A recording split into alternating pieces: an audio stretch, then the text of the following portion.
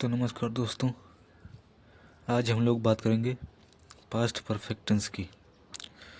कल हमने बताया था पास्ट कंटिन्यूअस टेंस, तो उसके बाद आता है हमारा पास्ट परफेक्ट टेंस।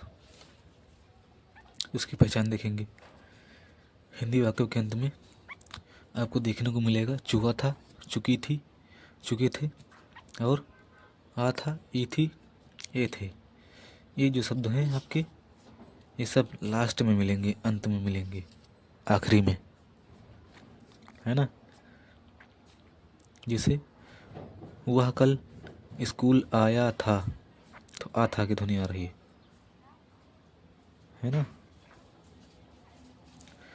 वह कल बाजार गई थी, तो ई थी की साउंड आ रही है।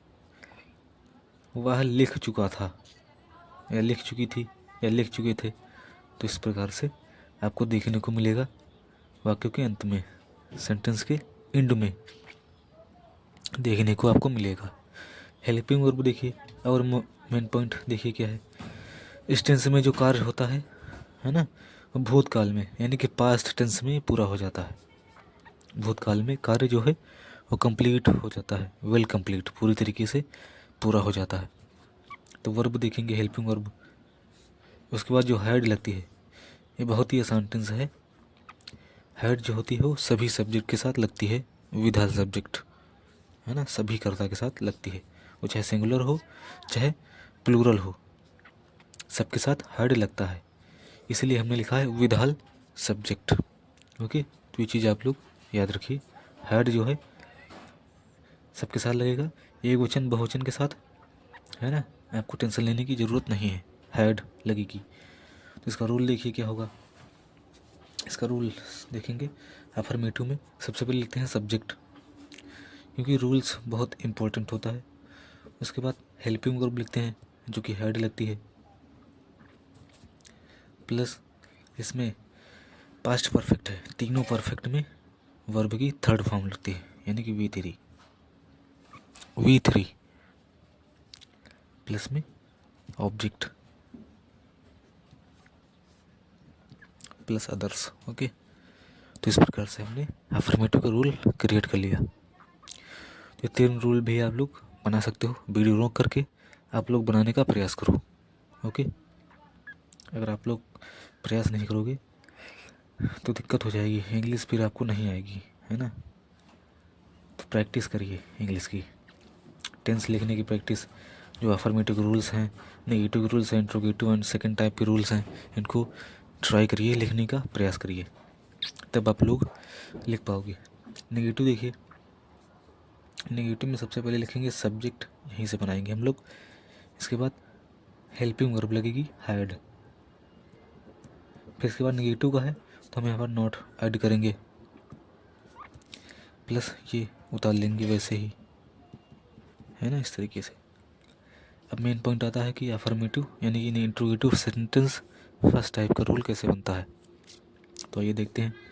इसमें रूल्स बनता है, सबसे पहले हेल्पिंग वर्ब को सबसे पहले बाहर लिखोगे, यानी कि हेड को सबसे बाहर लिखना है आपको, प्लस उसके बाद सब्जेक्ट लिखना है, प्लस नॉट है तो लगाओ, आवश्यकता अनुसार लगा सकते हो। ओके, आवश्यकता है तो लगाओ, नहीं तो कोई बात नहीं। फिर object plus others. Interrogative second type देखिए, क्वेश्चन वर्ड को ऐड करेंगे, देन ये सारे के सारे उतार लेंगे हम लोग, बन जाएगा। ये बिल्कुल ही सिंपल है, कुछ नहीं करना है इसमें, बहुत ही सिंपल है। तो इसके कुछ एग्जांपल्स देखते हैं।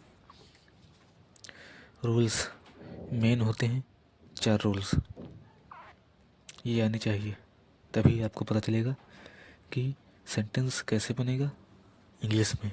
ओके, तो ये देखते हैं। तो एग्जांपल्स में हम लोग देखेंगे, राजू लखनऊ जा चुका था, इसी का नेक्स्ट वर्जन है राजू लखनऊ गया था।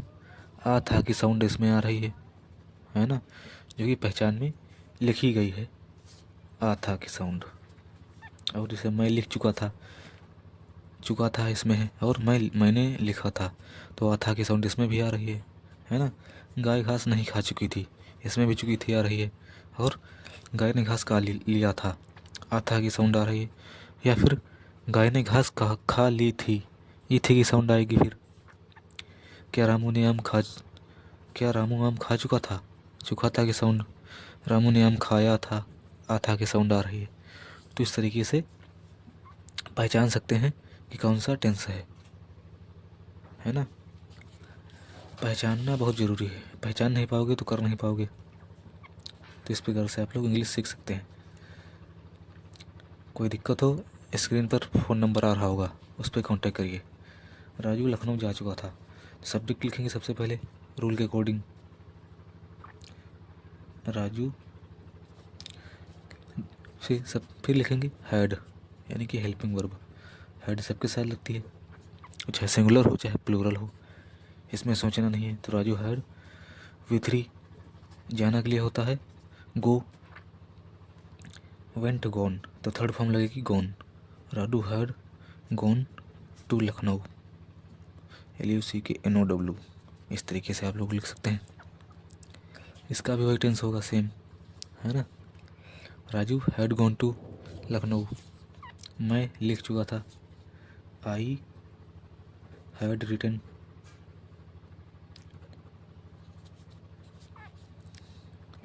इसका भी हो जाएगा आई हैड रिटन, है ना, सेम। नेक्स्ट देखेंगे, मैं लिख चुका था, आई हैड रिटन। तो रूल के अकॉर्डिंग करोगे तो कर ले जाओगे, इतना तय है। अगर समझ में नहीं आता है तो कमेंट में ज़रूर पूछना कि किस जगह पर समझ में नहीं आया है। गाय घास नहीं खा चुकी थी, तो इसका क्या होगा, सब्जेक्ट लिखोगे द काऊ, क्योंकि द काऊ सब्जेक्ट है ना, द काऊ। उसके बाद हेल्पिंग वर्ब लगेगी हैड, फिर लगेगा नॉट, क्योंकि हम रूल के अनुसार कर रहे हैं, कोई बाहर से चीज़ें नहीं हैं, सब अकॉर्डिंग टू रूल हो रहा है। ओके, तो rules very important. The cow had not eaten होता है, ईटन ग्रास। इसका गाय ने घास खा लिया था, तो नॉट हटा लो, ये बन जाएगा the cow had eaten grass. Okay, तो हमने जो दो बनाए हैं, ये वाला आप लोगों का होमवर्क है, ये कमेंट में ज़रूर बताना। तो आज के लिए बस इतना ही, मिलते हैं नेक्स्ट टेंस में। ओके, अगर आपको कुछ भी समझ में नहीं आया है तो पूछ सकते हो आप लोग, है ना। जिस जगह पर समझ में ना आया हो तो वहाँ पर ज़रूर पूछना, क्योंकि हमारा मकसद है सबसे सरल तरीके से पढ़ाना, ताकि सभी लोग पढ़ सकें, जिनको इंग्लिश नहीं आती है वो भी पढ़ सकें, इंटरेस्ट हो सके उनको भी। ओके।